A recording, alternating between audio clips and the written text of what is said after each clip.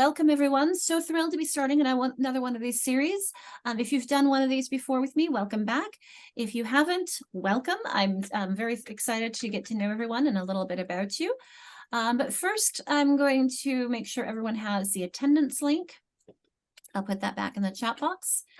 And I also have some resources to be sharing with you. The first one, and this is a QR code, takes us to a survey that, for example, Loris, you have a phone that might be easier for you to take this, but you also have a computer. So I'm going to put the link into the chat box for you as well. And this survey will help me find out what your needs are and what your strengths and what your needs, because each group is a little bit different. So I'll show you what that survey looks like. This is the attendance link I put in for you. And the survey looks like this. And I'm hoping that you can access, wait, that's my view. Let me give you your view. Here you go. I'm hoping that you'll be able to access this link to look at a more in-depth survey. If it doesn't work, let me know, and I'll try another way to get that in there for you. In fact, let me see if I just grab it and put it into the chat box for you now. And we'll see if that works for us. And nonetheless, the topics that we're going to be focusing on, phonological phonemic awareness, sound symbol correspondence, at some point, either today or between today and next time, I would ask that you please fill this out. And you can see it's just on a Likert scale, 1 to 10. That 1 is, I don't have much information or knowledge on this area. My knowledge and comfort level is low. It's a strong area of need. And 10 is, I have a lot of knowledge about this. It's a low area of need, so that we can see where we all are. And of course, my perspective is that regardless of if everyone's a 10, we can always learn more. I know that's where I would be in that. So that's one of the resources that I am asking and sharing. And the other is a resource doc that you see there. I'm going to put that into the chat box. And that takes you to, let's get to the right, here we go. A big full doc of all the stuff. This is the stuff where I keep everything for all the classes I teach. So way more than we're going to be addressing. But it's also where I keep everything. So if I want to find something, or if you want resources, this is where I try to keep everything. So it's either here or in my Padlet, which is on teaching kids with dyslexia. So you'll notice that there are sections to jump to. So we're going to jump to here. And tonight's, I've highlighted ones I know we're going to be talking about. Some of the others we won't be getting to in this section, but they're resources for you that go along with this topic. So this is our 2-hour class that's tonight. And I'll also be doing another 6-hour class on this topic next October. It shouldn't need access. Mike, did you need access for that drive? Oh, darn it. Okay, let me try. Which one did I put in that drive? Let's try that. Okay. Let me try shifting the, let's go do this. You always think that it's going to work this time. So let me go share. And here's the problem. We're going to make that everyone is a viewer. And that should work. Okay, please try that. And if it doesn't work, let me know. This is a deeper survey of the knowledge of the English language. And the key thing is too, the answers are down at the bottom. So it's kind of a test yourself. It's like a pre-test on the things we're going to be talking about. But because I also talk about dyslexia a lot, and it's kind of infused in everything I do, because if you can teach a kid with dyslexia to read, you can teach anyone to read. I'm going to ask you to start with a quick poll. If you know how to annotate, you can put a stamp on. If you don't know how to annotate, you can put a number of 1 to 10 in the chat box. I'm going to, let's see if I can remember how to undock my toolbar, move my annotation up somewhere, and write the numbers here for us. Of this will be 1 and this will be 10. So just take a moment to put some information in there for me. And I'm also going to launch a poll about previous knowledge. So it gives me an idea about this group a little bit. So let me get that poll. Background knowledge. How much learning about dyslexia have you done? And have you done any simulations of what it feels like to struggle to read or write? All right, I'll start stamping for some of these numbers people are putting in. So let me get my stamp. And I'm seeing 2 and 6 will be about right here. I'm seeing 5, another 2, a 3, another 5, another 2 and 5, a 1, 2,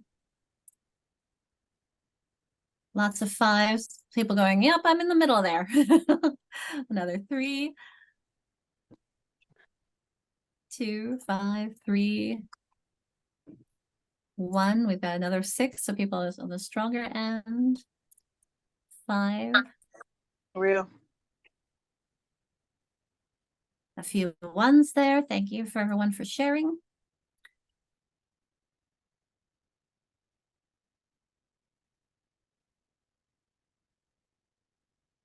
Appreciate that. Thank you. It's helpful to see who's in this group and what are our experiences and needs. And thank you, Nancy, for having your video on. If I click my arrow, I can see more faces, but right now you're the only one. So when people talk more, they'll come to the forefront too. I like to have some nonverbal feedback. I know there are people in the room. Okay. I'm going to go ahead and clear all these drawings off, and actually I'll exit the poll first. It looks like we have 75%, and I'll give you another 10 seconds to finish if you do the poll.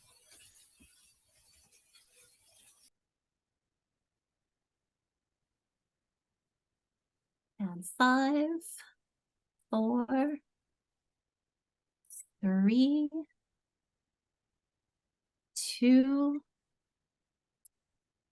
1. All right. It's funny because I would say, okay, we're almost there, and then more people would come in, so then the percentage would decrease.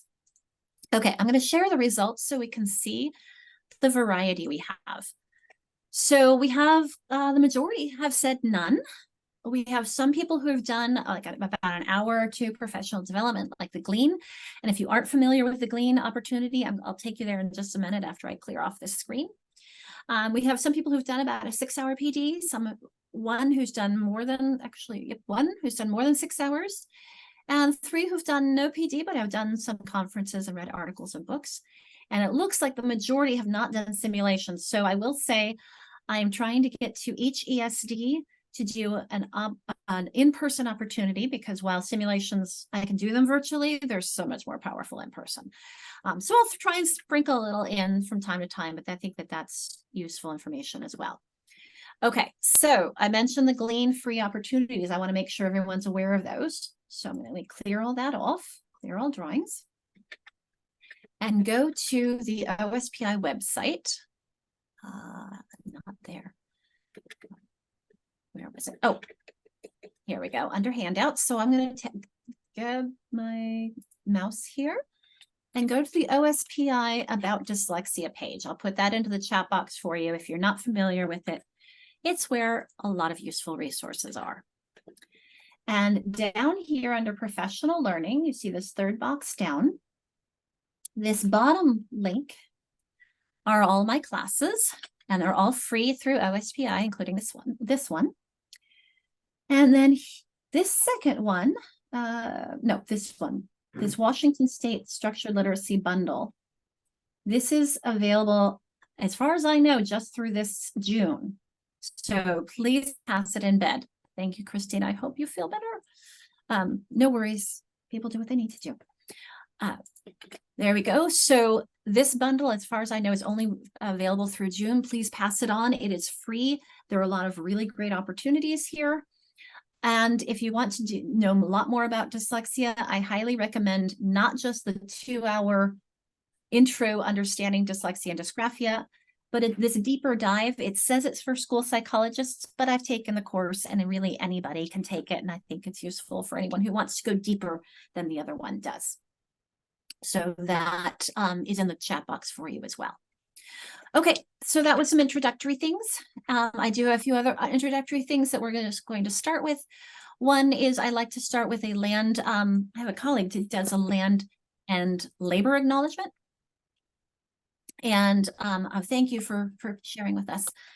And I really like the idea of just kind of recognizing and grounding ourselves into where we are and thinking about what it took really to get to where we are and the space that we are in. But of course, recognizing that acknowledgement is but one step. It doesn't stand in for relationships and action, but it can begin to point toward deeper possibilities for decolonizing relationships with people and place.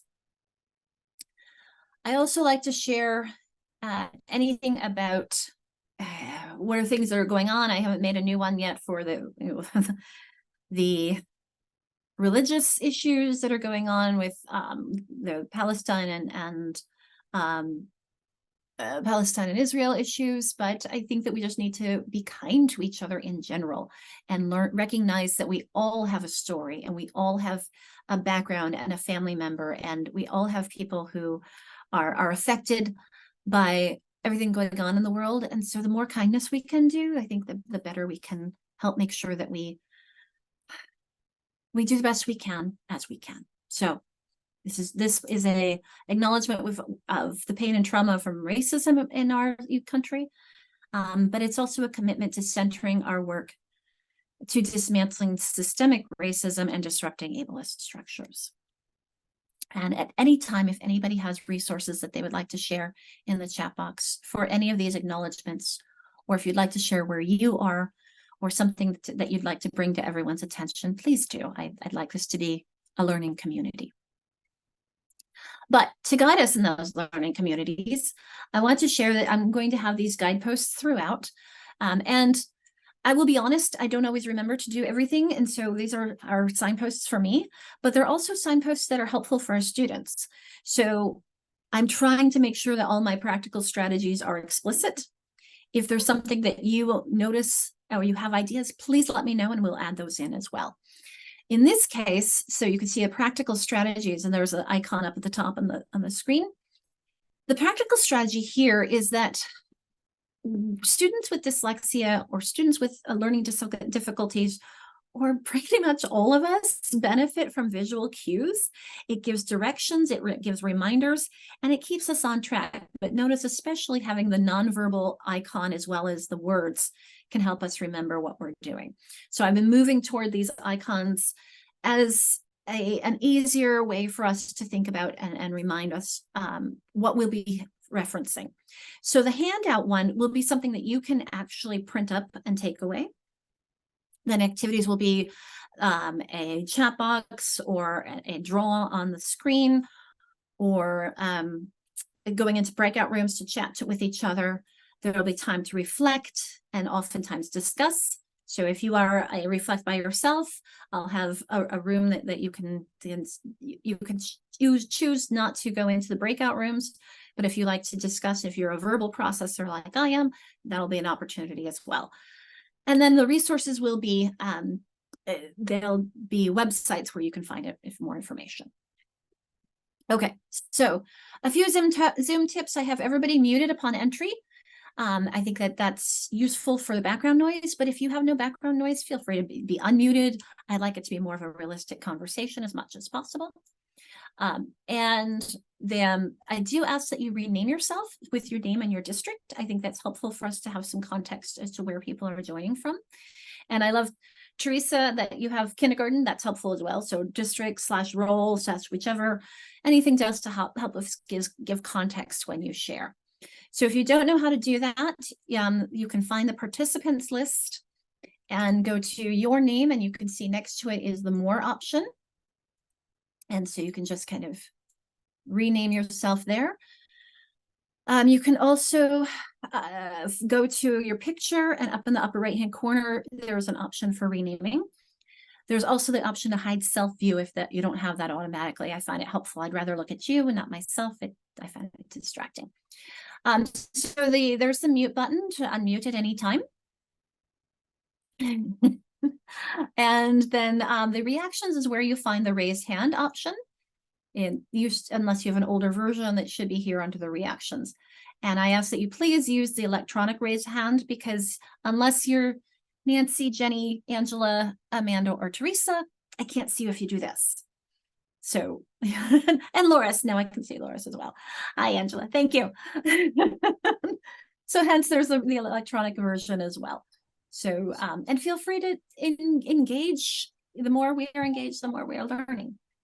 And then you saw me doing some annotations. That's found under the view options. When you click that, oh, I need to update this. It's, for many of you, it will no longer have this bar on the side. It's going to be moving to a vertical bar. I do have a screenshot of that.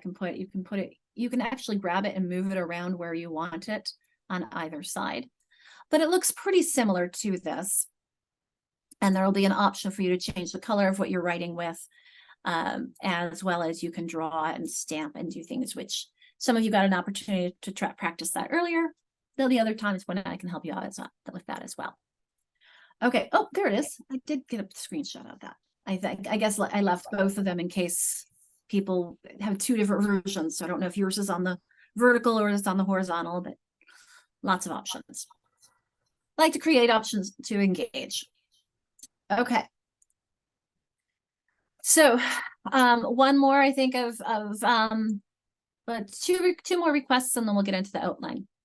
I share the teaching and learning beliefs of my agency, just so that everyone knows the lens through which I come. And I do invite you to stamp or outline or put something into the chat box that what is something that's important to you in your teaching journey, that what drives you, what helps you focus your goals and hone really, why are you here? And for me, it's all of these. I changed the color to the highlighted the ones that are important to me. But it's really the growth mindset that there's always more we can learn. So I think that's the one I'll highlight today. But of course, most importantly, the word all down there at the bottom. So I'll just give you a moment if there's something you'd like to highlight or draw attention to.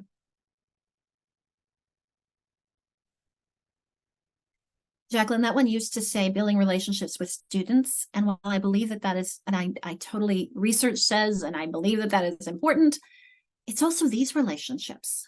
It's these relationships with each other, our families, our communities. Those are all crucial as well.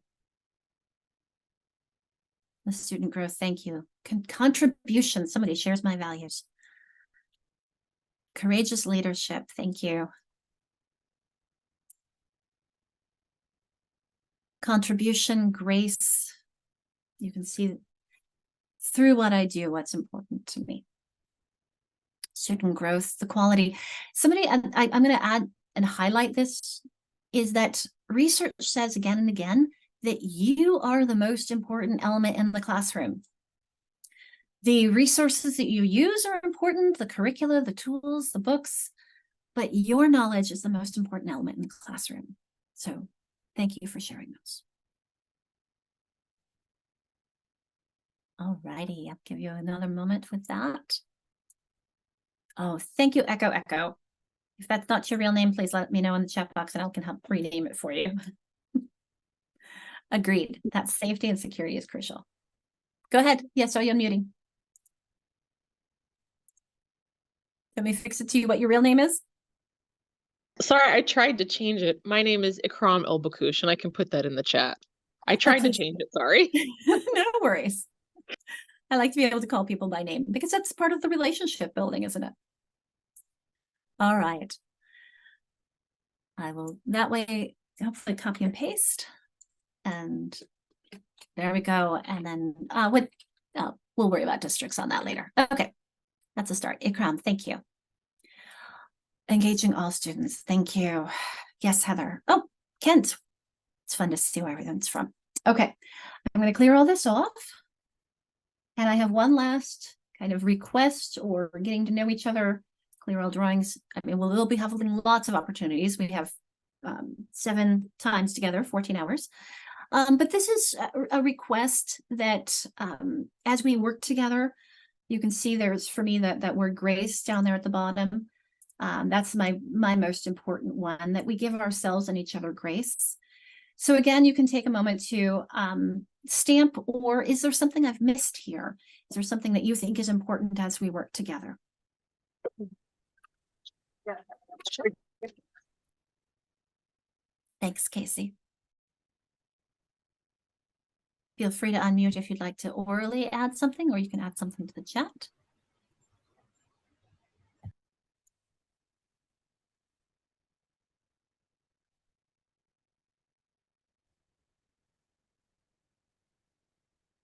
Okay. Barring that, let me go ahead and move on. So in our 14 hours together, this is really where we have goals to reach to, and that is how we strive forward and try to keep that target of deepening our understanding of explicit structured literacy instruction and how that applies to teaching emergent readers and those who struggle, and particularly those who struggle with word reading skills. We're going to call it kids with dyslexia, and I can explain that more later. We're going to be looking at expanding our knowledge on those foundational elements of literacy, including phonology, which we're going to talk about next time, orthography, etymology, morphology, syntax, semantics, all these meta language to talk about language. And then how can we apply this knowledge to support our students' reading growth? And so I want to preview, though, that this is an introductory 14 hours. As you saw in that handout that I put in, I have 6-hour classes about each of these topics where we go into a lot more depth. This is just a little bit. So if it feels overwhelming, I'm trying to squish a lot into a little bit and try and find what's the most important point to get in 2 hours rather than 6, which is even still, people write books and books about all of these topics. So nonetheless, I hope to give enough for you to be able to use them and be strategic right away. And I hope to give us enough work together that we can feel comfortable with it, that we don't go too quickly as well. So hence, especially in a large group, that somebody asked me a direct question that I think is important for everyone. Does this count for 14 hours as a para-educator? It is my belief, yes. And I will go into, I have a colleague who handles our para-educator training. So I'll find out for sure for you on that. So I'm going to make myself a note. Para hours, structured literacy series. Okay, thank you. I will look into that for you. I make sure to get some, I'm sure a lot of people are interested, so no worries. So I will make sure to look into that with my colleague who handles our paraeducator training and have the answer for you next week. So, and actually next week we're meeting on Thursday instead of Tuesday, because I thought people don't really want to be meeting the day after a 3-day holiday. So that's why we switched it to for next week only. So you can see that we're focusing on today on the needs analysis and big picture. Then we'll be talking about phonology, because that's really the basis for understanding sound symbol correspondences. We'll talk about syllables, morphology, its role in vocabulary knowledge, syntax, and then bringing it all together to understand and write. But we'll be sprinkling a little bit of writing all the way through, because one of the messages that I really, really try to convey is to teach reading through writing. That the more we're writing, the more we're building our reading skills. So I'm just going to give people a moment with this to kind of take a look at why we're doing this. I'll grab that resources link again for people who came in afterwards, and the attendance link for people who came in after I put those. So I'm just going to kind of give you a moment to look through our plan. And are there any thoughts or questions or concerns or comments before we get started?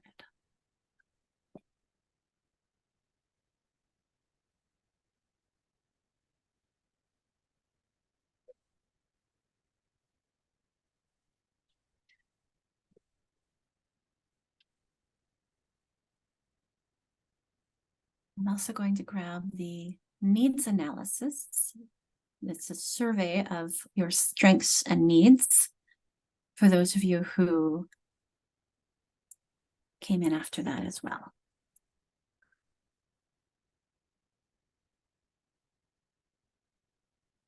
Because I understand as adult learners, people come in and out and they do what we have to, and we do what we can.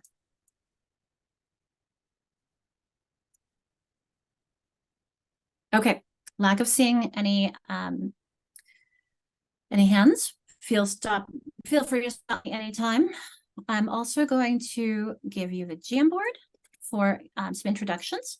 And if you don't know how to do the Jamboard, I will get us to that in just a moment. And then we're going to go into our first breakout in just a second. So the Jamboard, because we have over 30 people, it may get jammed up. It's quite possible. In which case you can always go back to it later to put your own information in. So this is the Jamboard. If you've never used it, oh, I didn't put the link into the chat box. Yes, I did. The link's in the chat box for you. Thank you, Teresa, for adding your name to the first frame, but you'll see we have 19. And so we have a place here for the map. So Teresa, where is Sunshine Mountain Private School? It's in Kent. In Kent. Okay, thank you. So I'm going to put that here for you. Sorry, it went to the wrong Oh, place. no worries. I always say technology is great until it's not, and we are all learning. I have no need to apologize, but I think it's we're in ESD 121. Yes. We also have the next frame 3 is a parking lot. If you have questions or things that you want to bring up later, or you want me to come back to, or you want me to just look at offline. And then we have other activities and things we'll be doing later on. Okay, so hence, if you put it here, great, but it's more fun to have it on the map so we can see where everyone's joining us from. So you'll find you can create, we're gonna go back. Something happened to our background. There we go. Going to, I wonder what happened. Now I will say that Google is threatening to make, making Jamboard go away. So I might have to, let's see, set my background as my map again. Oh dear. I have to think about where my map is. I'll do that while you're in your next breakout rooms. I'll replace the map for us because we had a fun map here that doesn't seem to be gone. That's okay. We'll like I said, I'll do that as you're in your breakouts. In the meantime, I'll tell you a little bit about myself for those of you who've never had classes with me. I'm the shorter one in that pair that you see there. That was my first time presenting for the International Dyslexia Association. And I was kind of proud of that with my colleague, Kate Franken, who we were Frank and Franken. Yes, it was entertaining. And this has become really a passion for me. I love sharing what I know. I love sharing and empowering teachers to empower students. And my journey started at a school for kids with dyslexia in California. That's not where I thought I was going to be. I was originally trained to be a high school English teacher. And then the world shifted a little bit for me, and I thought I was going to be an ESL teacher. And shifts happened again, and I got a job at a school for kids with dyslexia in California. And because some of our kids were district funded, I had to work on my special education license and endorsement, and then continued on toward my doctorate in special education. So I've taught elementary, middle, high, always special education or kids with dyslexia, and then taught people to become teachers. And I do look forward to learning more about you as you share and we talk, but because we have a lot of people, I want to give you an opportunity. We'll go into small groups. And if you haven't had a chance to look at the survey, that's fine. You can look at it now. And somebody in your group could just pull up the survey and share it with the others so that you can kind of look at it together and talk about the terms. And then say, okay, have you heard of the simple view of reading? Have you heard about structured literacy or science of reading? Let's talk about just a little bit of getting to know each other in the breakout rooms. And then when we come back, we'll ask for some representatives from each group to share out. So I'm going to adjust the sharing so that multiple participants can share simultaneously. I'm going to pause the recording. The words This meeting is being recorded. The end of this stuff towards the end of the survey, we all were like recognize the word, but couldn't really come up with the definition. Like we just haven't used it right, use it or lose it right. And then we kind of talked about just our familiarity with dyslexia, what reading curriculums our districts use or our schools use, and that sort of thing. Thank you, Darlene. You were in room 1. Okay. And do you teach elementary or secondary? Elementary special education. And is it pronounced Darlene or Darline? Darlene. Okay, good. Sped, thank you so much. Who else would like to add on? Keep I us think going. our group had technical issues because I think some people couldn't hear, and then I was interrupted right before we went into the breakout room, so I missed some of the questions. But we talked a little bit about teaching from a perspective of helping language learners. So one of the other teachers in my room is a Spanish teacher, and I'm a English language teacher. And there are a lot of, especially teaching secondary, I don't always feel that I have the best background in helping students learn to read. And yet I have a lot of students who need that. I appreciate that, Jacqueline. I'm always surprised when looking back that I had a course in phonetics in my preparation for secondary ed English. And I look at that now and think, who thinks that high school English teachers need to know phonetics? But I'm so glad they did, because that's the basics for learning to read. So, but I know it's kind of rare. Little by little, though, we'll get there. Thanks, Jacqueline. How about someone else? What were some things that were shared out, or were there any questions that came up?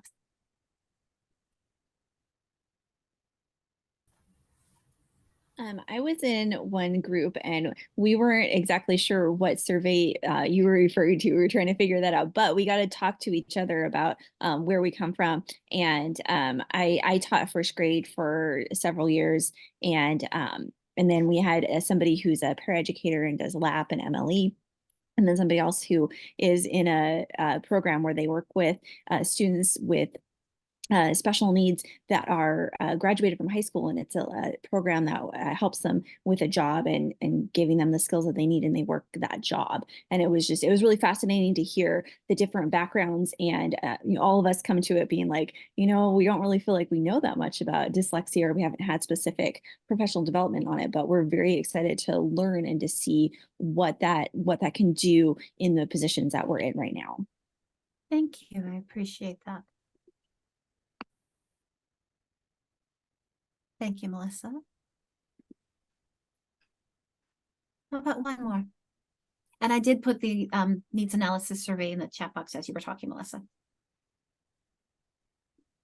It's something that we don't have to do today, but if you have time today, great. If not, sometime between now and next time would be fantastic, because it helps me see the variety of the needs in the room. And every time, it's always a heterogeneous group, but it's good for us to recognize that the heterogeneity.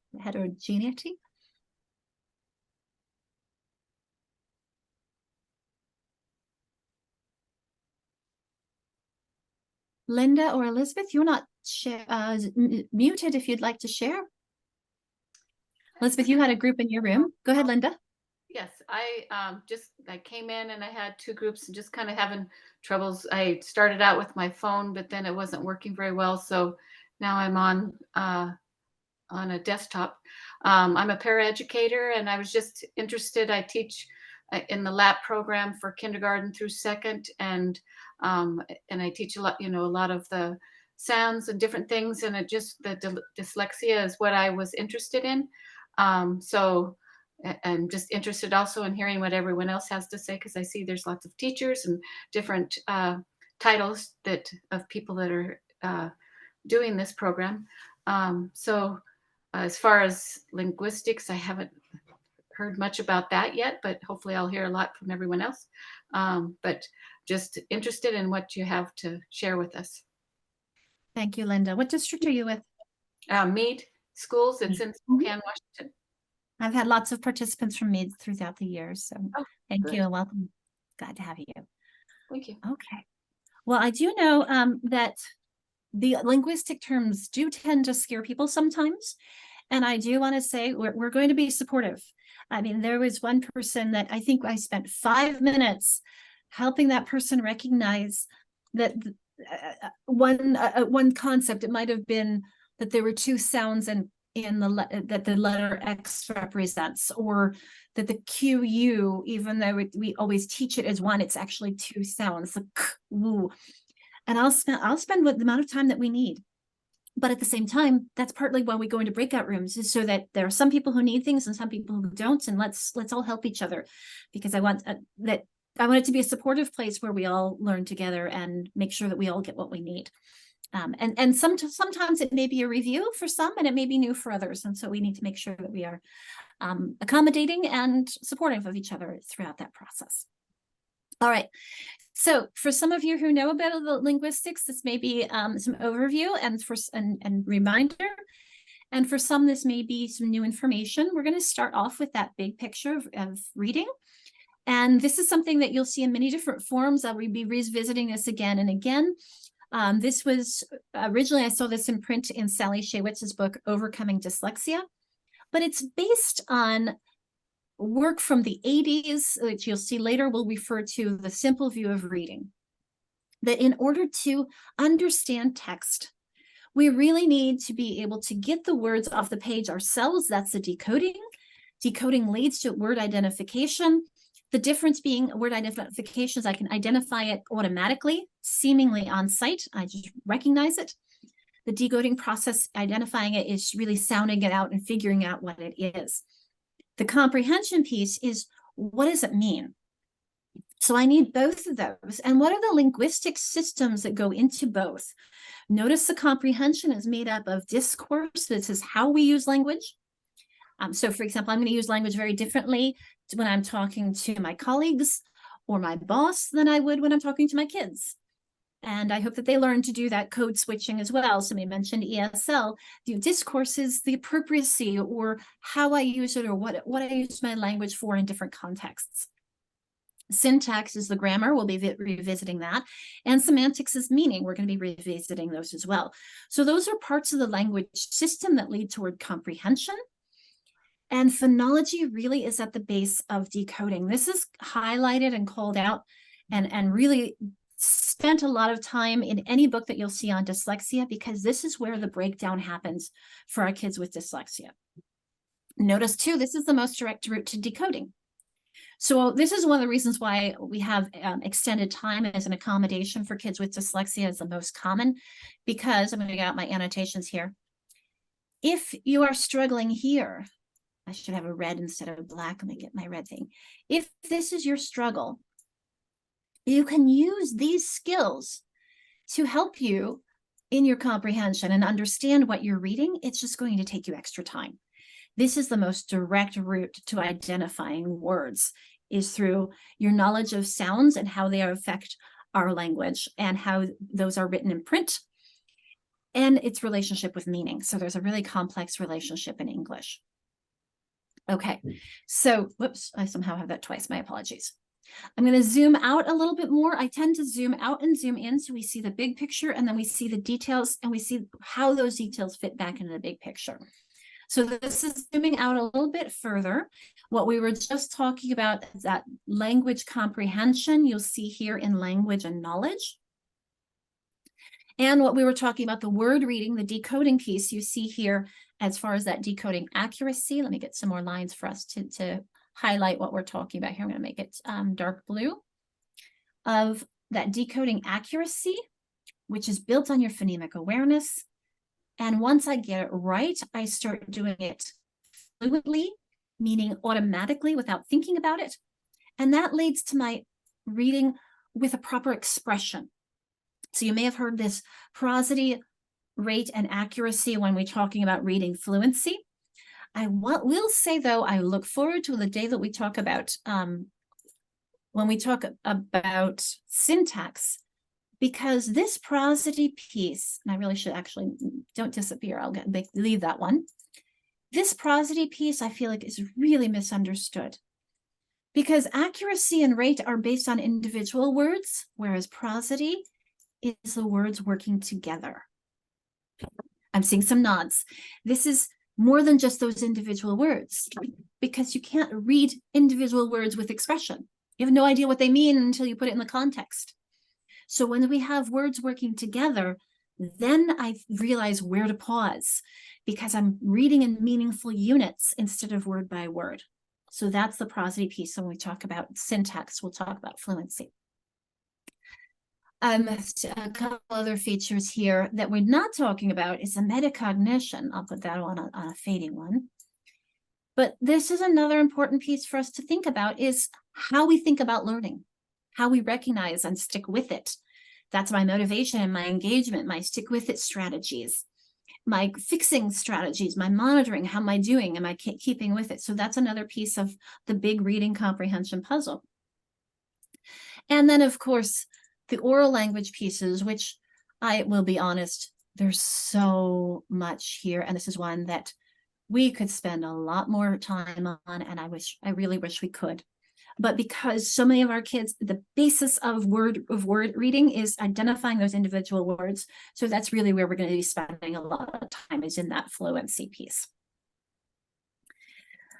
A lot here. I'm always going to try and pause to make sure people have the opportunity to intervene, question, or comment before we move on as I clear off drawings. Okay. Feel free to interrupt me anytime. So I mentioned the simple view of reading. I see someone taking a picture, so I won't move on yet. The simple view of reading, again, is this red and blue here. Oh, that's not a phone, it's a pen. You're good, Karen? Okay. So the simple view of reading is this combination, this product of the language comprehension, what we had in the red, and the blue here is word reading. This is what's often called the reading rope. This is by Hollis Scarborough from 2001. And notice the 80s when I mentioned that simple view of reading. What's crucial, though, to keep in mind on both of these, and Hollis really doesn't like people adding color, but I added the red and the blue to connect it to the simple view of reading. And I've heard that Hollis, I haven't heard it from her herself, but I've heard rumors that she doesn't like people adding color to her rope. But nonetheless, the key piece here that I want to draw attention to is, this is my fading pen, is this multiplication piece. Because if either one of these is 0, your comprehension is going to be 0. You really need both the language comprehension and the word reading to be working together to understand the text. A great example I heard recently was a German man who couldn't see very well anymore, well enough to read. And his grandson knew no German, but he could pronounce words in German. So he was reading it to his grandfather. He had no idea what he was reading. He had no language comprehension piece. This was 0 for him. And for the grandfather, he had no word recognition. So the question is, who's reading? The young boy was reading it aloud, but he wasn't understanding it. And the grandfather was understanding it, but not reading it with his eyes. So keeping in mind that we really need both of those if we are going to be an independent reader ourselves. Okay, so this is the simple view of reading, and we're going to be revisiting this a lot, but we're also going to be zooming into, as we said earlier, oops, I made my annotations go away. Let me put that back up here. Here we go. We're going to be zooming into the word recognition piece and then broadening it up to recognizing the syntax and the semantics, looking at language structure, looking at vocabulary and background knowledge. These will be at the end when we talk about comprehension. But we're focusing here first because that's really where our kids with dyslexia struggle, and with the most of our kids. I think if you're a second language learner, you're going to be working on the other side as well. And frankly, all our kids need to be working on our vocabulary, language structure, and verbal reasoning. But my skills here can continue on forever. I can always be learning more. Here, there's a finite number of sounds in our language. There's a finite number of ways to combine letters to represent those sounds. That those two skills then build to my ability to recognize words automatically. So this is where we're putting our biggest bang for our buck, because that's what then can unlock at least the pronunciation of those words that then we can go learn the meaning of. Anything anybody would like to add, people who've seen this before, or anything that I'll give you a moment to read through these. I'll stop talking. Any surprises, aha, or connections before we move on?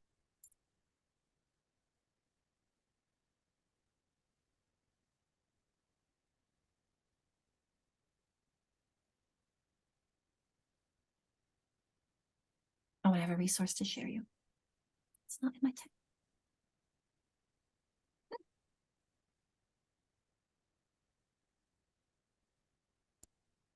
I'll grab the resource from our resource page while you're looking at that.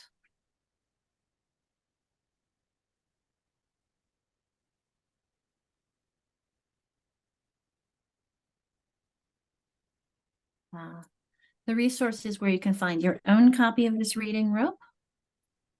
And it's on the International Dyslexia Association's webpage of infographics. Okay, everybody's good with that as an introduction? We're going to dive into this word reading piece and looking at all the pieces. So now, in order to know words well, I do see something coming to the chat. Yay, someone's learning. Okay, if you've done letters, this is a review. But also, you may be hearing some things from a little bit different perspective. Thanks, LaDonna. I appreciate that. So this comes from Mark Seidenberg, and if you've seen, actually, we will be seeing a letter slide in a moment that expands upon this. But I'd like to start with the simple and then move to the larger. And this comes from Mark Seidenberg, even though it says 2017, it's really from the 80s when he first proposed this perspective on reading. And we start with what kids already know about words. This is why I have this green arrow in the bottom, because they come to school knowing a lot of words. If you said it to them, they know what you're talking about. So if you say cat, they can think about this little furry animal with the two peaky ears and the fuzzy tail, and they've got this general idea of what a cat is. They may not know which cat kind of you're talking about, if you're talking about a large cat, but they've got a general idea of what cat is.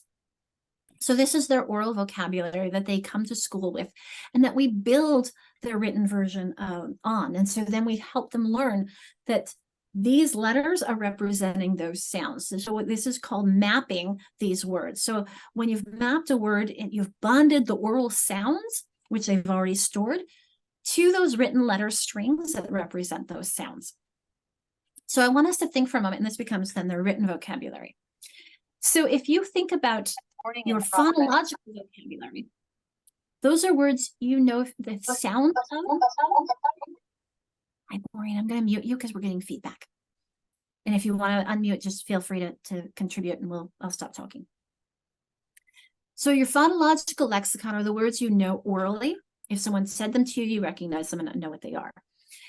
Semantics is the ones you know the meanings of, and orthographic is the ones you can know visually, you know how to read them. And you think of some of our second language learners, maybe they can pronounce the words that they see on the page. So they would be on that purple arrow, but they might not know what the words mean. And our kids with dyslexia are the green arrow. They're good with you if you read it to them, or if they heard them, they're fine. We need to work on the orthographic piece. I'm going to take this triangle and now put it into, as I mentioned, a slide from letters training that we had gotten with permission. Is now that triangle is what you see here in the middle of this triangle, where it says meaning, phonological, and orthographic. So I'll highlight that in some of those same colors. So the phonologic I always do is blue. Those are our sounds. And will it stay, or do I need to fix that? Nope. Okay. Our orthographic is the red. And our meaning is the yellow. And what I want to draw attention to is this meaning is within context. And the reason why we have this meaning within context is because so many of our words in our language are what's called polysemous. They have polysemantic, if you want. So remember, the word semantics has to do with meaning. Poly has to do with many. So even a simple word, kids learn the word bat. It's an animal, right? Well, it's also something made out of wood that they use for a game, played with a ball. It's also, I could bat you across the head. So most of our words have multiple meanings. Even something that would take the word drum, it's a noun. It's something you have in your hands to play, but it's also the action that you do. So the meaning counts. I mean, even if we go back to the word cat, and we think about, okay, I figured out the word cat. I know that's what this is. I'll clear all this off for people who are needing to to look at this and not get distracted. If you figured out what that word is by using your skills of phonics to decode it, and then you recognize, oh yeah, I know what a cat is, but then maybe the context is you're talking about Africa, or you're talking about a zoo and you're talking about lions. Your idea now of cat is shifting. A friend of mine told me a story of going to the bank with her grandfather. I'm sure you all have in your idea in your head what bank we're talking about, until she says, oh, we're going to stop and get worms first. Why on earth would you get worms before going to a bank? We're carrying our fishing poles.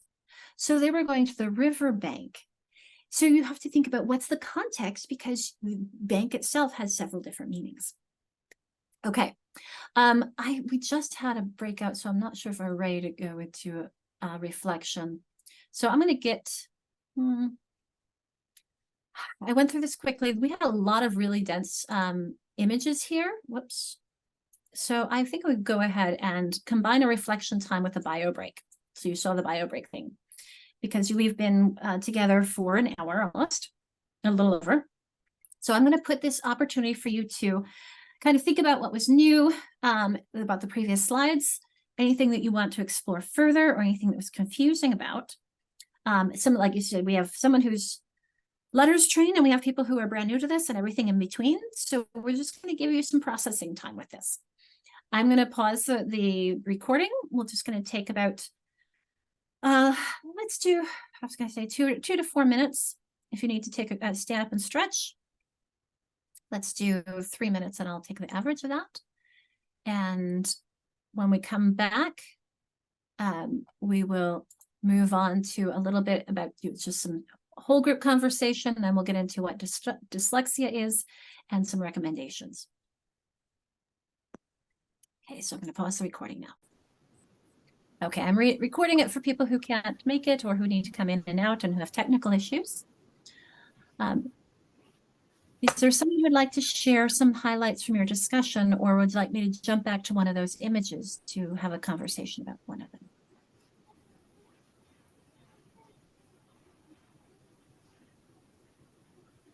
Everyone's good?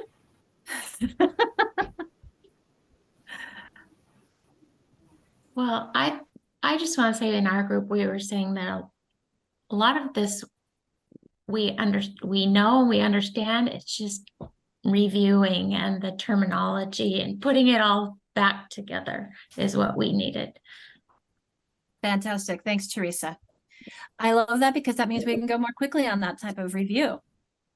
And it's useful to know. And I think not everyone, for some people it's review, and for some people it's not. Let's hear, is there any group who didn't feel that way? I can jump in. I know for me that I've been secondary almost my entire career. And so a lot of the technical jargon, I feel like I have a working understanding of it. Like I can explain to you that, yeah, I can see my 6th graders when I read it aloud to them, they understand it and they comprehend it. But when I ask them to start reading it, like I now have that new word, prosody. The prosody isn't there. I can hear the slowing down and the chunkier reading. And so like I said, I feel like I have a working understanding of it, but I wouldn't be able to tell you the technical terms of what I'm seeing. And so I feel like I'm playing a little bit of catch up on a lot of that real technical language. If that makes, yeah, exactly. So, and the more we use it, the more it'll be either brought back up to the surface or get more comfortable with it. I totally agree with that, Erica. It takes a long time. And, well, okay, maybe it'll take less time for you than it has for me, but I've been doing this for a couple decades now.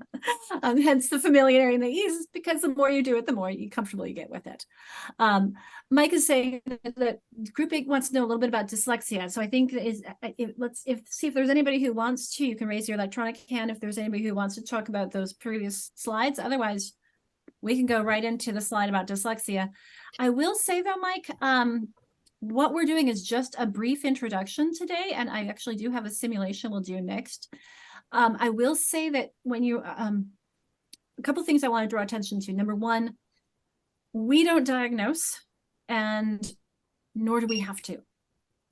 So this is one piece that I've been saying way too much, but the reality is, and we've actually made this very, very clear in the new dyslexia guidance that will be coming out some point is that you do not need a diagnosis of anything to get a 504 or an IEP. And so schools who are telling your parents, go and get a dyslexia diagnosis, please tell them to call me first or call OSPI, because no, you don't need a diagnosis. And if you're going to tell your parents to go get a school or go to a doctor and get a medical diagnosis, then you better be prepared to pay for it. So no, we don't need a diagnosis to get help. So that's the first piece on diagnosing dyslexia. What we can do, though, is do a diagnostic dive onto our students' strengths and struggles. We can do diagnostic assessments that inform us of what they need. And when I see a student who's struggling with word reading, but they're understanding what, like Erica had said, she can read aloud to her kids, but if she puts it in front of them, they are struggling, that's a kid who's probably dyslexic. Or as I said to a group the other day, possibly, particularly if they're secondary, they missed some pieces along the way. So depending how quickly they respond to your instruction is whether or not we're going to call them dyslexic. The whole point is that we need to be instructing them, and we need to be instructing them explicitly. So there are some kids who you can put them in the bathroom and they'll learn to read by the tags and the towels. And when I say some, I'm talking about 10%. I mean, 10% of the kids are going to learn to read despite us rather than because of us. But for 10% of the kids, learning to read is going to be the hardest thing they ever do. And dyslexics are in that category because they're struggling with, as I mentioned earlier, remember that I said the deficit and phonological component? I'm going to get some lines, and you can highlight and draw some lines on this as well. So let me move this over, and I'm going to draw a line here in a deficit in the phonological component. And yellow is hard to see, so let me fix that and make that a different color. How about black? So they're struggling with understanding the sounds of language and how those sounds can be manipulated and changed. So for example, that clash and crash are different by only one sound, but they're very different words. Your clothes can clash, but they're not crashing. So recognizing that clash and crash, the more you clearly enunciate, the more you can hear the difference between clash and crash, and yet those are very, very different words. And that when I change those words, I change those sounds, I'm changing words. And then I have to think about how those sounds are represented in print, which in English is not an immediate sound symbol correspondence. It's not that, I mean, this is a great example here. When I've got the I, N, st, r, that's fine. And the k, but now I have a sh here. My line didn't stay, did it? Make it a regular drawing here. Oh, it did stay. Okay, there we go. And we have the TI making the sh sound. Instruction. This is an sound, not an ah. So in English, we have a lot of influences that are affecting how we pronounce words way more than just the letters. There's meaning that goes into this as well. So that's very, very complex for our kids with dyslexia. And it's a deficit in phonological components that really affect their ability to make this sound symbol connections and remember them. So this is a definition that was adopted in Washington, and you can highlight or stamp words or phrases that stand out to you, or put something in the chat box. And I'm going to go ahead and read the whole thing for us, and then we can have a little bit of brief discussion, Q&A, thoughts that we want to adjust and add in. Okay, so dyslexia is a specific learning disorder that is neurological in origin. It's in the brain, and it's characterized by unexpected difficulties with accurate or fluent word recognition, and by poor spelling and decoding abilities. So ability to read the words accurately and fluently, and to get there, the spelling and reading are two sides of the same coin, and that these are not consistent with the person's intelligence, motivation, and sensory capabilities. In other words, they can see fine, they can hear fine. It's a struggle with connecting the words, the letters, and the sounds. These difficulties typically result from a deficit in the phonological components of language that is often unexpected in relation to other cognitive abilities. In addition, the difficulties are not typically a result of ineffective classroom instruction. The secondary consequences may include problems in reading comprehension, because the more we struggle at this, the less we're going to do it. And reduced reading experience, the more we struggle, the less we're going to do it. That can impede our growth of vocabulary and background knowledge. Because while I need to know the words and vocabulary and background knowledge to gain and understand what I'm reading, I also gain a lot of vocabulary and background knowledge through reading, not just through my oral experiences. So we do have, I think it's Dan who's put into the chat box, the most difficult is schwa. Yes, because the un as an instruction, it is very difficult. And what I used to tell my kids when I worked at a school for kids with dyslexia is that the schwa is the unaccented syllable. That could be a much easier way to say it now. It's who's the Lynn Stone has a great book called Spelling for Life. And she talks about strong syllables and weak syllables. And the schwa is the weak syllable. It's the one that doesn't play by the rules. It doesn't have its pure sound. So hence, if you think of about, it's not about the way it's written. It's about that is that schwa that Dan is talking about. I'm kind of swallowing this. It's a weak syllable. It doesn't have its strong sound. And this is because in English, we have a stress-timed language where we don't stress every syllable the same. Goodness, we'd sound like robots. Okay, I'm going to pause, see if anybody else has things that they want to draw attention to or question about this. And practical steps that we can take right now. Mike, teaching reading through writing. Have them write, have them write, have them write. That's going to be the first bit, most important message I'm going to say.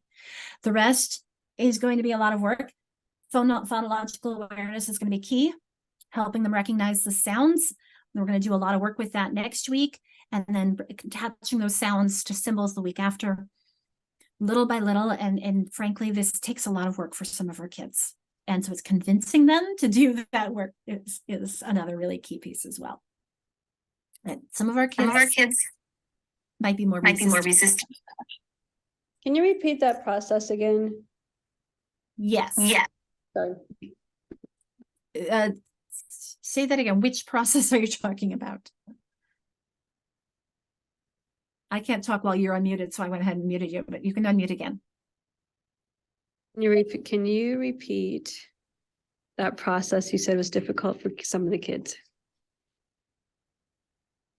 About writing. You said writing, have them write, have them write, have them write. So I think what I was saying is that the more we are writing, number one, the more we are connecting the sounds and the symbol. So that's really the stronger connections we make, and research shows again and again that going from a speech to print perspective is going to help solidify for them which symbols are representing which sounds and vice versa. So when I say symbol, I mean letters or letter combinations, because in our language, we have a lot of letter combinations that represent sounds.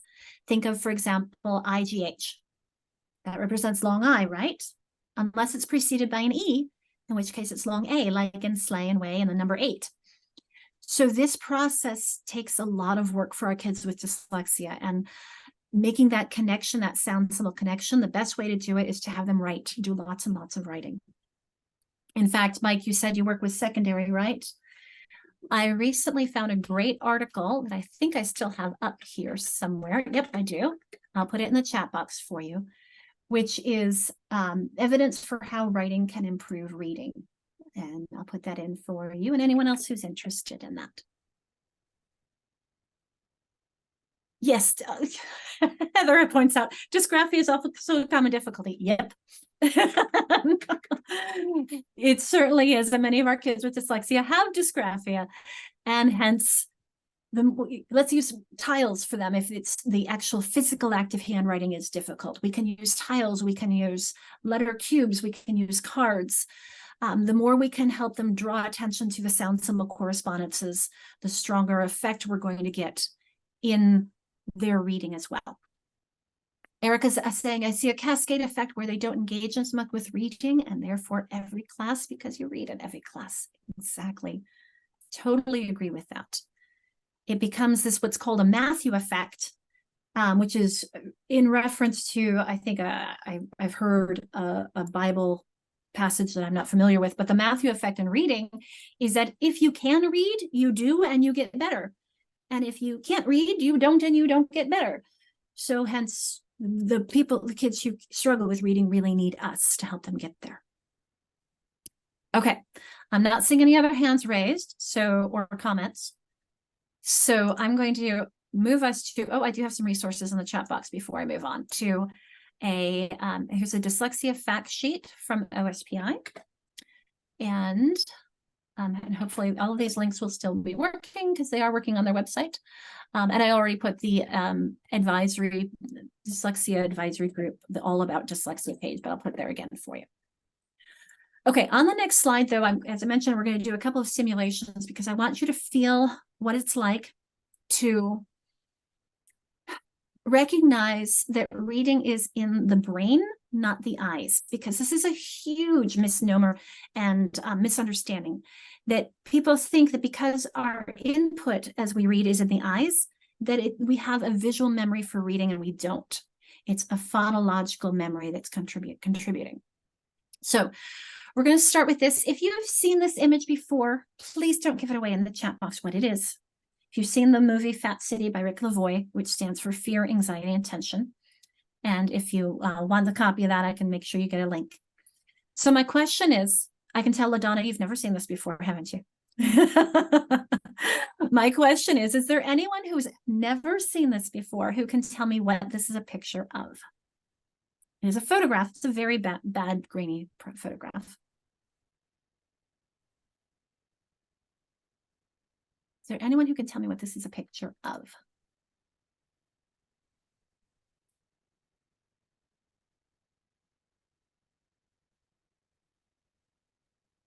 Sometimes I'll get someone in a group. Tanika, what's your background? And Julie. I'm a fourth grade teacher. I taught special ed for 8 years before that. Tanika, did you grow up on a farm? I did not, but I live in Ellensburg, so there's lots of cows around. That background knowledge is crucial because Tanika's right. It is a cow. And for some people who are saying, what are you talking about? I don't see the cow. Let's help you out here. Now, do you see the cow? Now let's go back. Do you still see the cow? Anybody still not see it? I can get out my little red dot here, or actually I have my vanishing pen. I'll put that back on with red. Let's see. So here's an ear, the side of the chin, the tip of the nose. Exactly. So it's, Tanika was right. This is a cow, and it's always been a cow. I didn't change this picture, but what I did is I attuned your eyes, and I tuned your perception, and I tuned your brain to what was already there. And that's what we do when we teach kids to translate these lines and squiggles into words. And the reason why I put the word visual perception here is because I think this is a great one to illustrate that when we teach kids, and then they have to translate that to visual, that's a little bit of a leap for some of our kids, isn't it? Because it's not which is hard to say. Then we have to teach them that, yes, I know I told you that S represents, but in reality, it can be z. It's very often z. At the end of a word, S is going to be z unless it's doubled. So we have boys and no's and rows. So we want to help make sure that they have some flexibility. This is called a set for variability. When they, S is as a flexible letter. Think of it as made of foam instead of brick. That, that V is pretty much always going to say that's a brick letter, but that S could be more than one thing, couldn't it? In this case, it's going to be a visual, and that's because it's Latin, and we'll get all into the etymology another time. But helping them understand why those. Okay, so this is a little bit of understanding the importance of the phonology, because that's how we then remember that in this case, it's not it's a j, because I've made this connect, I've recognized the sounds and I've connected those to the symbols. Okay, let me move on to a few more things because it's already 5 o'clock. All right, so how do we develop these word recognition skills? Mike, this kind of goes to your question. Whoops, and I thought I cleared off that word reading, but I did not. So number one, we have to make sure that we have the sound symbol connections. That's what you see in that first column here. In order, though, to make sure that I've developed those skills, I need to make sure that my kids can understand rhyming, alliteration, and identifying individual sounds. So that this is my oral skills, my phonological skills along the bottom. So we're going to get into more in depth in these future sessions, but this is just kind of that overview of those concepts. So this would be my letters and my sounds, making sure we're solid with that, as well as my letter combinations, remember, like the IGH and the CH and all those combinations, which come from history. The more we learn about our history, the more we can learn about why those are spelled the way they are. And we'll have a lot of fun with that too. I think it's fun, but sorry. Then we get to the word identification. That's the decoding. So this is being able to sound out those individual those letters and squish them together to make sounds. So in order to do that, I need to be able to blend and segment those individual sounds.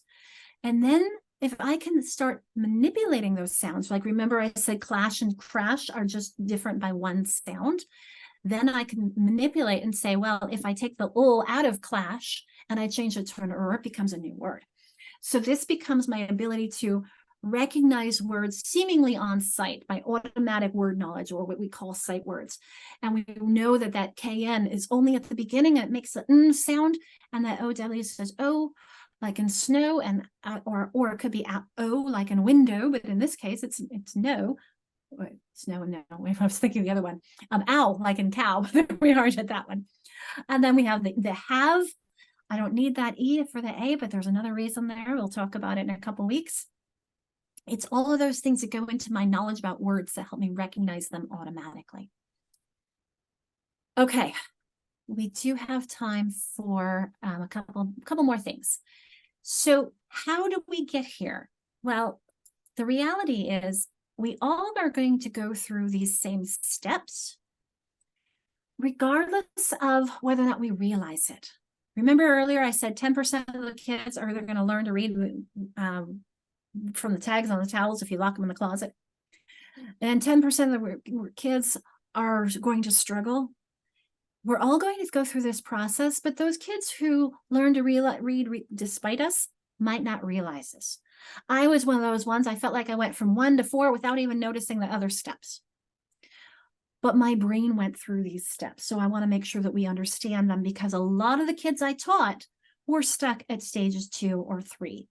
And they really needed me to be explicit with them to help them get from one to the next. And particularly, Mike, you said you teach middle school.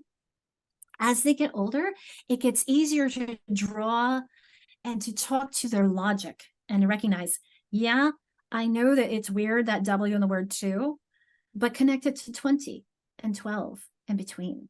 Now you see why that TW is there. And again, think about how we teach math now with less memorization and more understanding. We need to do that with language too. And this is why I said earlier, it's a long journey. I'm constantly going to Edem Online. I'll share that with you all so you can see it, to find out more about language. Let me put an Edem Online for you. If I can't remember, if I don't know about a word, I've already searched for that one, I will pull up this site and I will think about the why. When my son said, Mom, that EAU in the word beauty, why? I'm like, well, honey, I bet it's French. Let's look it up. And anytime you have a lot of consonants or vowels you don't pronounce, it's going to be French. And so, yep, Old French, beauté. When he said, Mom, that K-N-I-G-H-T, and I said, well, honey, it's a really, really old word. We used to pronounce it knicht. We don't have a kn in our language anymore. We don't have a ch in our language anymore. We've changed how we pronounce things after we decided how to spell them. Sorry. So hence, this is one of my favorite resources, is that Edem Online.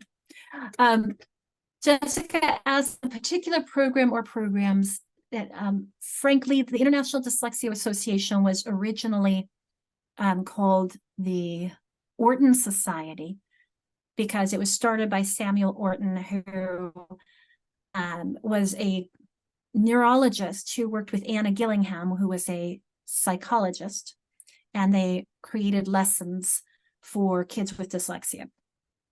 And that became what we now call OG programs. So OG stands for Orton Gillingham, and you'll find many OG programs, and IDA will accredit programs. So is the IMSC, the International Multisensory Education. I don't remember exactly what it stands for, but there are different accrediting bodies that will accredit programs. Yeah, thank you, Betsy. I'm going to get to this in a moment. So the OG are the kind of the gold standards, but as long as you're following structured literacy, and I'll show you an infographic on that in a moment, you're really going to make sure your kids are getting what they need. So Betsy, thank you for bringing us back to this image. With the logo graphic, this is the kids are really kind of looking at the words as pictures. So you see she sees the word look, the eye is what they see, the mouth is what they say, and then the brain is their phonological aspect. So in number 1, she sees the word look, and the O is a reminder of eyes, and so she says look. Number 2, she sees the word spent, and she reads it as set. And she's probably first grade. Any of you here teach first grade? You know, the kids are going to like skip a whole lot of letters. Maybe they got the first and the end and the middle. That's great. But she's not paying attention to the eyes, the fact that we read every single letter. And that's one of the things that's so hard about reading, is that if you watch me read, you can't see what my eyes and my brain are doing. You can't see that I am attending to every single letter. All they see is we see it and we say it so quickly, so they want to do that same thing. And that's what's happening with number 2. She sees the word spent and she reads it as set. We need to work on her ability to play with sounds and phonemes and recognize them. So number 3, he sees that same word and he reads s, n, t, blends it together to make spent. Whereas number 4 would look at it and say spent. She doesn't need to sound out. She might sound a larger chunk like carpenter, and then put it together.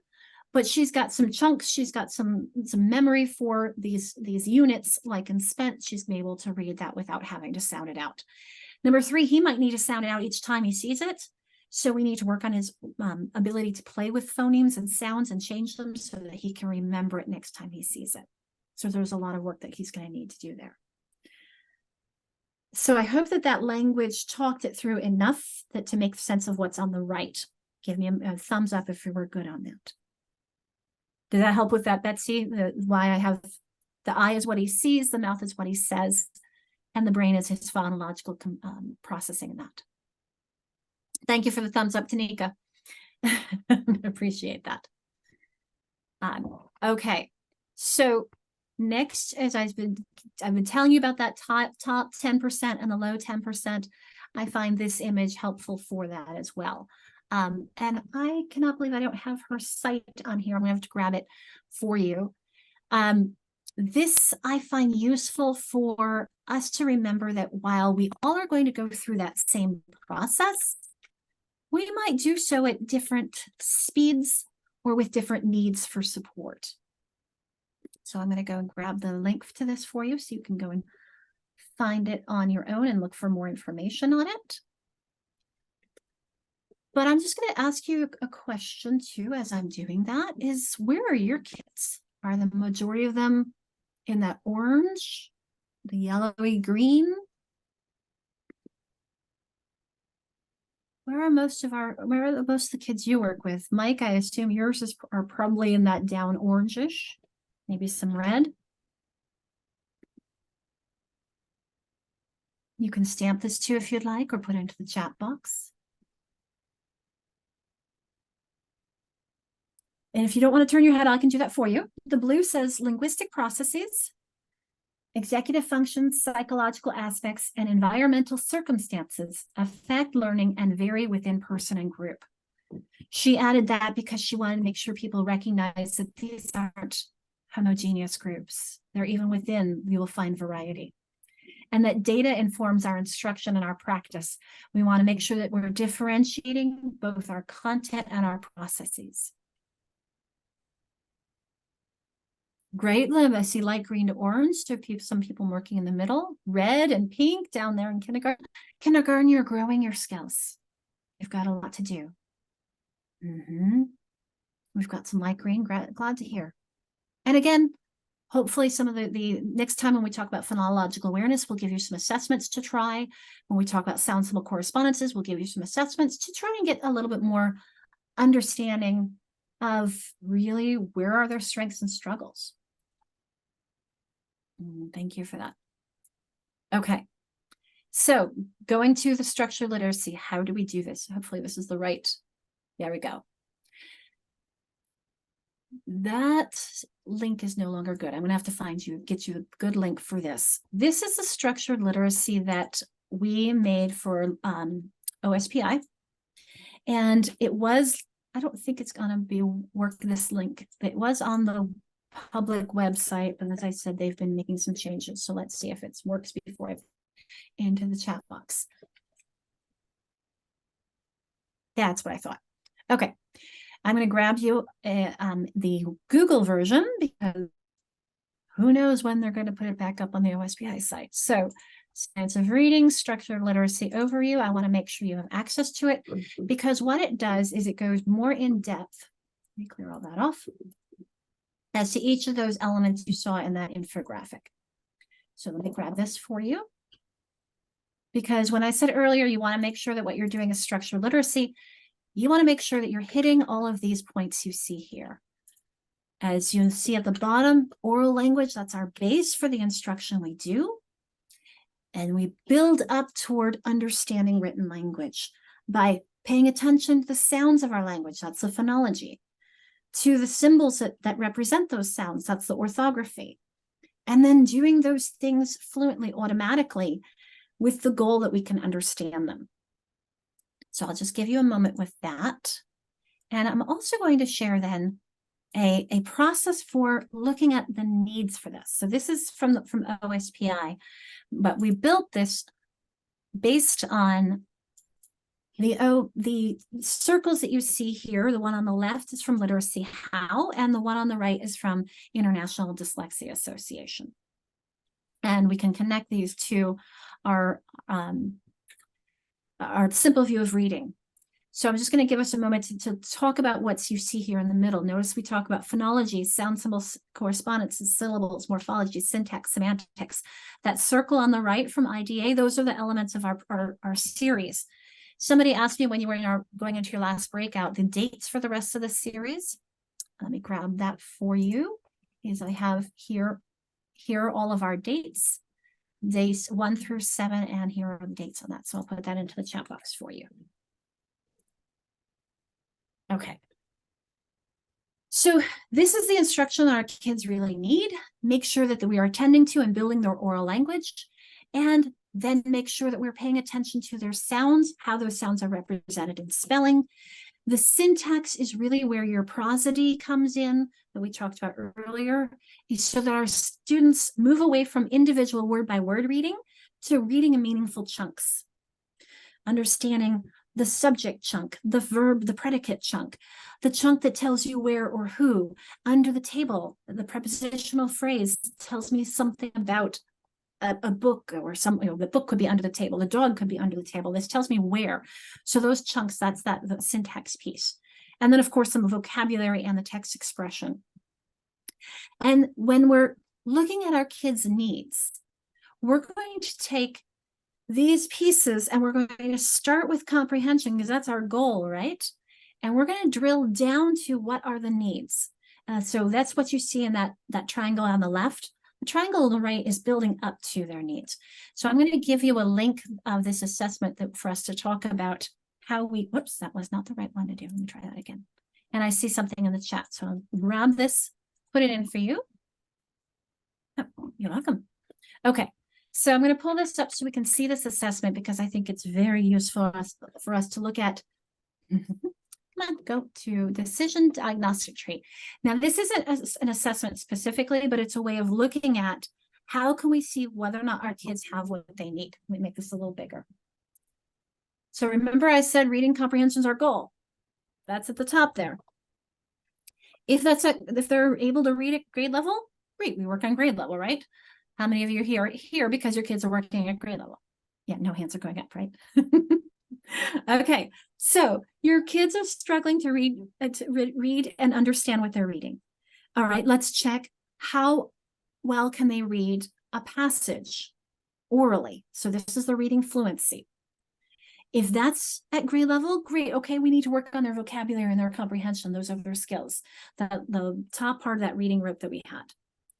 If they're struggling with or reading a passage, let's check how well they can read individual words. So these phonetically regular and irregular word lists. So some examples, the core, San Diego Quick, Easy CBM. If that's good, okay, we need to work on spelling and fluency and vocabulary and comprehension. See, we're building these. If we're struggling here, let's check those phonics. I love a nonsense word test to help me see, do they know their sound symbol correspondences? Look at a spelling assessment. Let's look at a phonics survey. Core has one for free, so does Really Great Reading has another one for free. We'll share all these when we get into those topics. If that's low, then let's check their phonemic awareness and let's really work on this. If we're struggling here, well, I would change this to let's work on their phonemic awareness. Let's work on building those skills in phonemes. But depending on their age level, you may want to be discussing a referral for special education as well. And of course, let's work on those skills that they need. So it's just helping you drill down what those skills need, those skills that your kids need. And that's what you have here on the left. And on the right, someone said, I've got work with kindergartners. You're going to be working on all of those skills, aren't you? Let's build their phonemic awareness. Let's build their ability to translate those sounds into the symbols and vice versa. Do those fluently to that word recognition. Your MK is for your morphological knowledge, and then reading comprehension at the top. Okay, I've been doing a lot of time. Oh, I have two more things, and then I'm going to give you an opportunity to reflect and summarize and talk to each other one last time. Some resources. Question for you as we get there is, how many of you have heard of Common Core Appendix A? So I'm going to launch that and make sure I'm going to get you a good link for it too. If you have had no idea it existed, I totally understand, because it's called Research Supporting the Key Elements of the Standards and Glossary of Key Terms. They don't tell you that within there, you'll find some great resources on some common phoneme grapheme correspondences. You'll find a bit about phonology and a bit about orthography, including morphemes that are commonly represented in orthography. We have somebody who's read it through. Woohoo! Fantastic. A few people who've heard it but haven't explored it, and a lot of people who haven't. So I'm going to go ahead and end that, even though we don't have everybody. We have enough to recognize that I'll share with you the link to it. So let me stop sharing. Stop sharing the poll. I'll pause that, and I'm going to go back to our resources, and I'll go ahead and show you that too, so that we are all together and you can get it for yourself from all my resources. So here in that structured literacy resources, remember this one up the top. I should change this with the OSPI logo. The structured literacy piece. Here we go, Common Core Appendix A. And so it comes down, I'm going to show, oops, you have to get to it. Supplemental information about Appendix A. You have to download it. I can bring it up. So I've been here many times. You want to go down to page 17. So let's see if I can just jump there. Yeah, okay, 17. And here you have the functional skills. Phoneme grapheme correspondences. We start with the consonants. We go into vowels. We go into a little bit of phonological awareness. And so let me grab this for you as a resource that you can be exploring between now and our next time to see about how so as a place to start in this journey. Additionally, I have lots of recommended reading. Here are some of the books that I've been referencing. Mark Seidenberg, I referenced him. Louisa Moats, I use her constantly. She was the author of Letters. Unlocking Literacy by Marsha Henry is definitely a favorite. I also invite anyone else to add your own favorites, as well as you can see Reading Rockets has a great like teaching reading 101. Equipped for Reading Success is fantastic on understanding orthography and why it's important to be able to manipulate phonemes. Reading Comprehension Blueprint, that is major and intense. So if you're ready to go there, it's a huge, really amazing book that I haven't gotten all the way through myself. Essentials is a dense book as well, and you'll find really David Kilpatrick took his findings from Essentials and poured them into this equipped book, and that is not disappearing. Okay. So I've given you a lot to chew on. We're going to have one last breakout time. It's going to be brief. I will make sure that that you have people to talk to, but I want you to have a moment to kind of think about your knowledge and comfort of what we've talked about today and how it could be used to a next step to take in your learning. And when we come back, we'll just have one last share. And we'll wrap up at 5:30. So I'm going to pause the recording. This meeting is being recorded. Okay, so those are the handouts. I'm going to grab the attendance link. And can we hear from one or two groups as we close out? And I'll leave that up in the background so you can grab my contact information to talk to me or reach out if there's anything you need in the meantime. So one or two groups as we have our last minute or two. Who would like to share?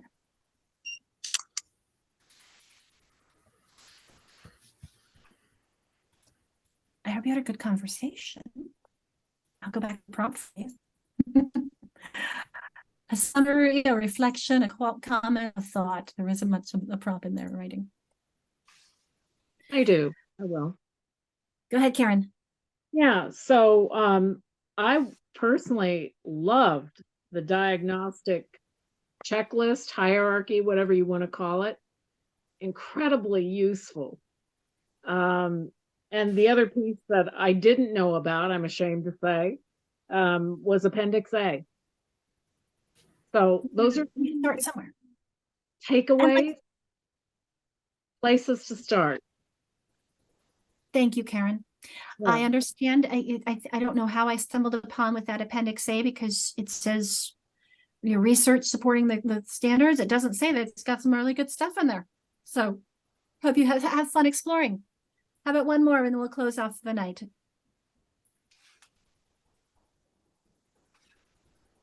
I can jump in. Go ahead. I thought it was kind of cool that I know I'm not the only one. Not only am I attending this for my students as a teacher, but I think quite a few of us have a niece, a nephew, a kid in particular within our family that we're going, I really could use this to help my family. And so thank you for that, because, it's not just being a better teacher, but, there's a little person near and dear to my heart that I want to help. Thank you. So people are asking if they need to sign in more than once. No, it's not. And thank you. I hope that's pronounced ye, that I recognize we always have heterogeneous groups, so I want to have different people entry spots and places to go and learn more. Thank you, Julie, for adding. Yes, you only need to sign up attendance once per session, and it will be time stamped and date stamped. So I really look forward to seeing everyone again next week. Remember that it will be on Thursday instead of Tuesday because of the holiday. And feel free to reach out to me at any time in between. And I look forward to exploring more with you as we go through. I see one more hand. Malia. Mela? Is that go ahead. Is that a raised hand comment or question, Ms. Hampshire from Edmonds? I guess not. Well, then I hope you all have be safe out there and stay warm. And hopefully you don't lose power. I do have one quick question. Can you hear me? Yes, I can. Hi, Deb. Hi. So I was sitting with one of my students that is most likely dyslexic, and I was reading her writing to her, and she was typing it in, and she had a lot of words misspelled on her writing, but when she was typing it in, she was spelling a majority of them correctly. And So I you're- just so let me found that see if I to can be get this so correct. weird. Are you saying it was easier? She was spelling correctly when typing, but not when writing by hand. Yes. So one of the things that I can see that happening is if when she's typing, she's getting what she sees produced is more like what she sees through reading. And she's slowing down and thinking about that more. Whereas our goal is for her to be able to do that with handwriting as well. But I think that's a fantastic, and I think that might be the first time I'm hearing about that, Deb. And I love that. That's really interesting. Oh, good, good. But I think it might have to do with what she's seeing, right? Resembling print more. And my question would be, how old, Deb? Third grade, and she's going to the Winston Center in Spokane to get officially diagnosed because her mom is really interested. She's beyond intelligent, but reads 20 words per minute in third grade. So, and struggles with spelling and, a lot of the things on the dyslexia checklist. So it'll be interesting. I know you said that we don't need the diagnosis, but it's always nice as a teacher to have someone back you up and say, yeah, you're correct in what you're thinking. You know what I mean? Well, and I would say too, that when you say she's reading 20 words per minute, we really need to work on that handwriting, because that sound connection that, as you'll see, I hope I have this quote and I'll look in my sound symbol connections, but we only have 2 hours. But if we spent the whole day, in fact, I think tomorrow I'm doing sound symbol connections for 6 hours.